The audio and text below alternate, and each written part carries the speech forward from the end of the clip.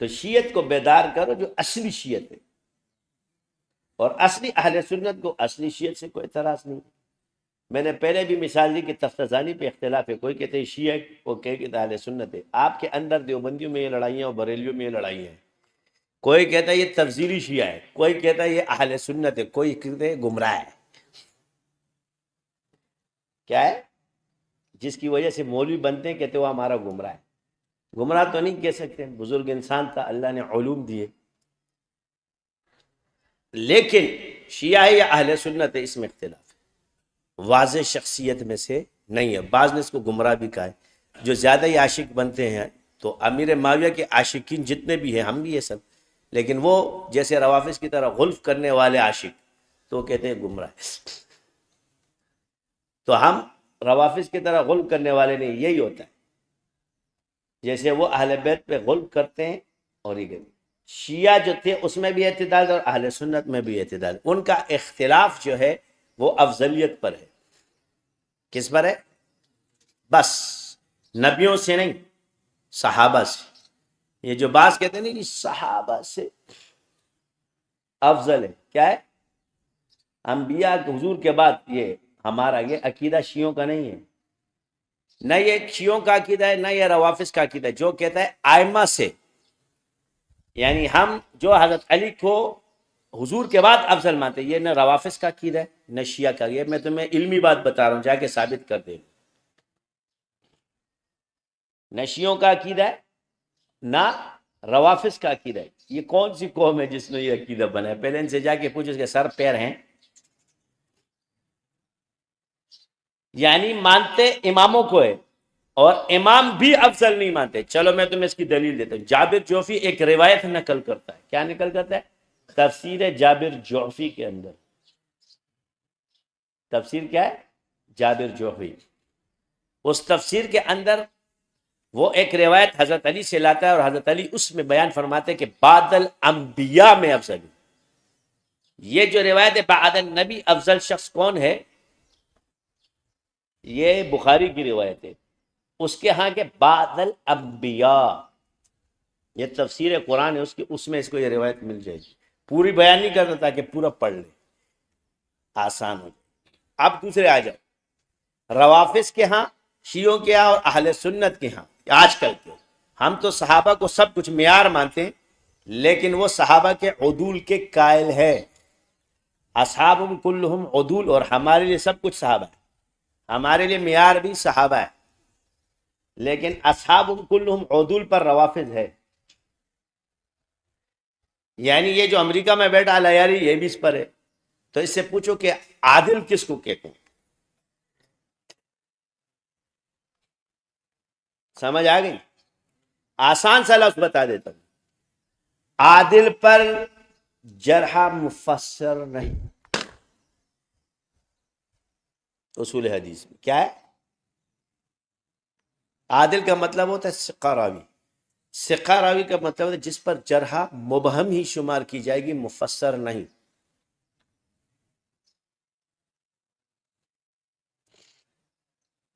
یعنی جتنے بھی اعتراضات اس پہ کیے جائیں گے یہ مبہم ہوگی، اور اصحاب کلہم عدول کے تحت ان کے ہاں بھی جتنی جرح یہ کرتا جا رہا ہے یہ مبہم ہے، اور جرح میں یہ انسان کفر تک بھی جا سکتا ہے مخالف، تب بھی وہ مبہم ہوگی۔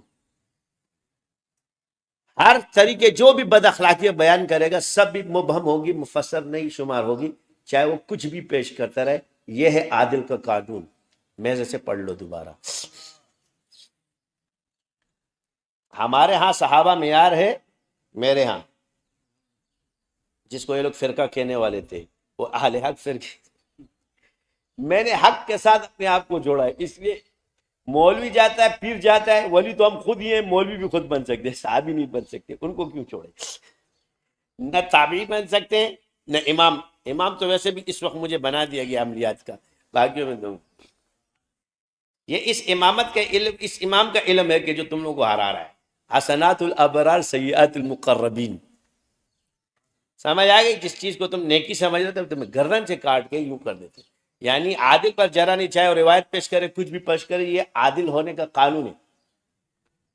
تم مولوی پہ جرا قبول کرتے ہو؟ جیسے اب مثال کے طور پہ ایک مولوی تمہارے ہاں سکھا ہے، جیسے ایک ادھر ہے اور ایک ادھر ہے، تو یہ بھی کفر بکتا ہے، اس نے بھی کر دی، دونوں نے کفر بکے، کسی نے اس کو پکڑا، اس کو کہتے ہیں کہ اس کے کفر کو بھی مبہم مانا جاتا ہے، مفسر نہیں۔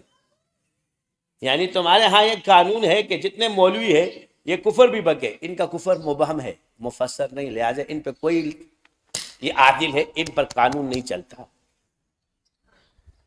تو میں تو شاذلی ہوں، مجھ پہ تو کوئی بھی قانون نہیں چلتا۔ میں کیا ہوں؟ میں تو ویسے بھی قانون سے خارج کر دیا تم لوگوں نے کہ شاذ، میں شاذ ہوں، کیا ہوں؟ شاذلی۔ میرے پہ قانون کیسے چلائے گا؟ کہتے نا یہ شاذ ہے، مولویوں کے تفردات ہے اور صحابہ کی غلطی ہے، واہ واہ، ان کے مجتہدوں کے تفردات ہوتے ہیں اور اصحاب رسول کی غلطیاں ہوتی ہیں۔ شرم نہیں آئی تم لوگ کہ ان کا ٹیچر کون ہے، ان کا استاد کون ہے، ان کو پڑھانے والا کون ہے، کس کی صحبت میں پڑھے؟ تو کتابیں پڑھنے والا حضور کی صحبت پہ اعتراض کرتے، جن سے قرآن ملا، جن سے حدیث ملی، جن سے قرآن ملا، جن سے حدیث ملی، جن سے تزکیہ ملا، جن سے فقہ ملا، جن سے حکمت ملی، ان پہ اعتراض کرتے ہو۔ اب میں تمہیں بتا دوں، دیکھو سکا ہونا اصول حدیث میں، اس میں بھی میں صحابہ کی کمی تم لوگ کہ تم لوگ صحابہ کو کم تر سمجھتے ہو، اس میں سکا ہونا ایک اصول حدیث کے اندر ایک راوی کے لیے شرط ہے، سمجھ آ گئی؟ عادل ہونا، تم کہتے ہو یہ صحابہ کی عظمت ہے، اور یہ قانون تم مدارس میں ایسے بیان کرتے اصحابہم کلہم عدول، صرف روافظ کی طرح چلے آ رہے ہو، تم تو ادھر ہی لڑکے ہوئے ہو، مجھے پڑھانے آتے ہو۔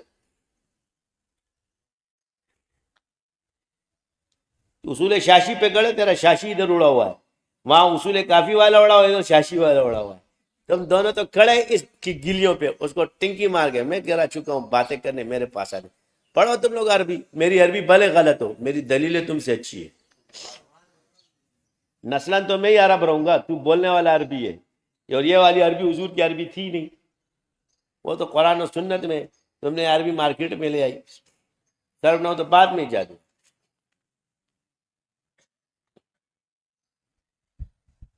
یہ تم لوگوں نے ایجاد اس لیے کہ تم لوگ پینترا بنا رہے کہ ہم لوگ صاحب علم ہے، اور اس کے ماہرین جتنے بھی تھے ان میں سے کوئی بھی صحیح العقیدہ نہیں تھا، بعد والوں میں کہہ رہا ہوں، سبوے معتزلی تھا، تفسیر کشاف والا معتزلی تھا، تم میں اس میں بتاؤ کون ہے؟ پڑھتے وہی ہو، بلاغت میں اشعار پڑھتے ہو، مروکیس کے کافر تھا، متنبی نے پہلے نبوت کا دعویٰ کیا تھا پھر مسلمان ہو گیا، یعنی ایک دفعہ گمراہ ہوا تھا وہ، اللہ کا شکر ہے۔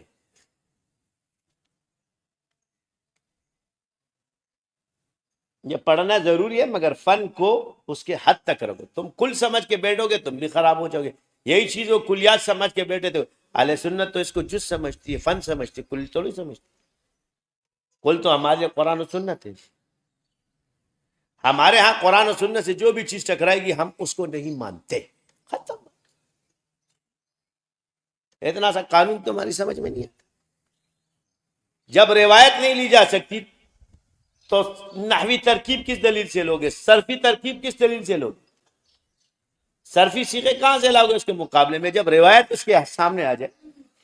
یہ اصول ہے، ہم یہ نہیں کہتے کہ، لیکن ایک چیز کو جز پہ رکھو، ہر جگہ مت ڈالا کرو، ہر جگہ ڈالنے سے کیا ہوتا ہے؟ کانے میں چینی اور شربت میں نمک اچھا نہیں ہوتا، سمجھ آئے گی؟